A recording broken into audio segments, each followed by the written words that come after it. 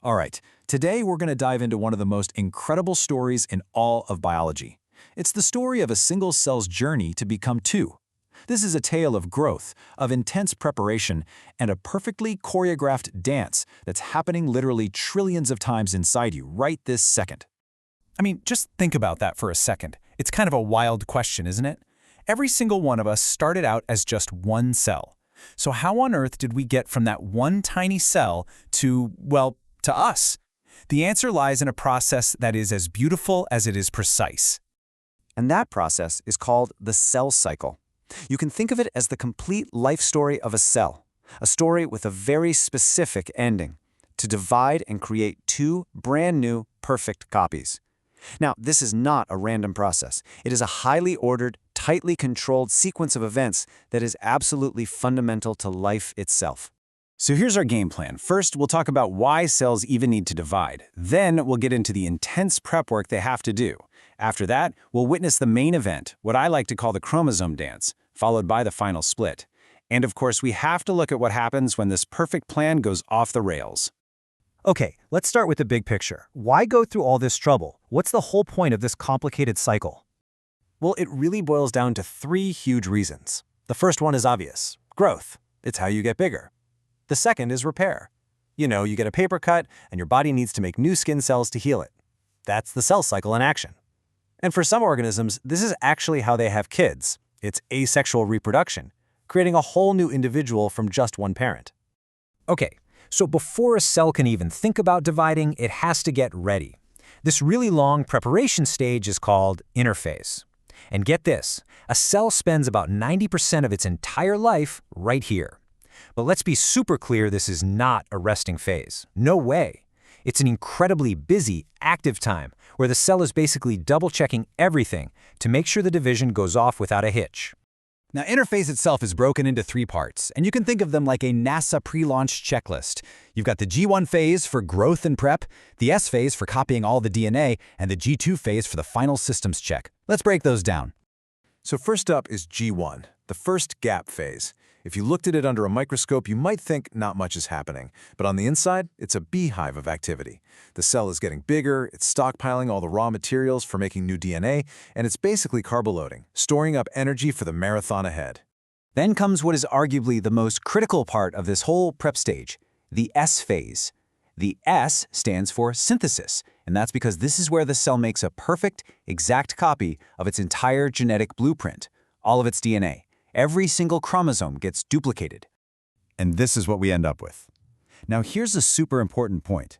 The cell doesn't suddenly have double the number of chromosomes. Instead, each chromosome is now made of two identical copies, called sister chromatids, and they're stuck together in the middle at a spot called the centromere. They kind of look like an X, and these X's are what will eventually be pulled apart. And finally, the cell hits the G2 phase, or the second gap. This is the last pit stop before the main event. The cell tops off its fuel tank, builds any last-minute proteins it needs for the physical split, and even copies some of its internal machinery, the organelles, so that both new cells are fully equipped from day one. All systems are go. With all the prep work done, the cell is finally ready to enter the main stage, the mitotic phase. This is showtime. It really has two parts, and the first is mitosis itself, the division of the nucleus. I love calling it the chromosome dance because it's this beautifully choreographed set of moves where all those duplicated chromosomes are aligned and then separated with perfect precision. This dance has four main steps. In prophase, the chromosomes coil up really tightly and become visible. Then, in metaphase, they all line up single file, right down the middle of the cell. The climax of the show is anaphase. This is when the sister chromatids get yanked apart, pulled to opposite ends of the cell. This step has to be flawless. And finally, in telophase, the cell starts to rebuild, forming two new nuclei, one at each end, around the complete sets of chromosomes. So, you might be wondering, what exactly triggers that dramatic separation in anaphase? Well, it's a molecular signal.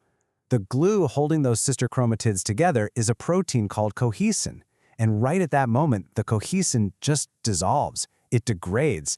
That's what allows the chromatids to finally break apart at the centromere and start moving. It's an amazing bit of chemical timing.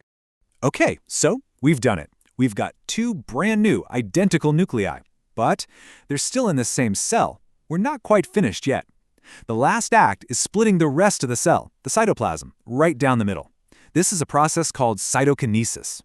And what's really cool is how this happens depends on what kind of cell you are. In animal cells like ours, a ring of proteins basically acts like a drawstring. It cinches the middle, tighter and tighter, creating what's called a cleavage furrow, until it just pinches the cell in two. But plant cells have that tough cell wall, so they can't do that. Instead, they build a new wall right down the middle, starting from the inside and growing out. It's called a cell plate, and it eventually separates the two new cells.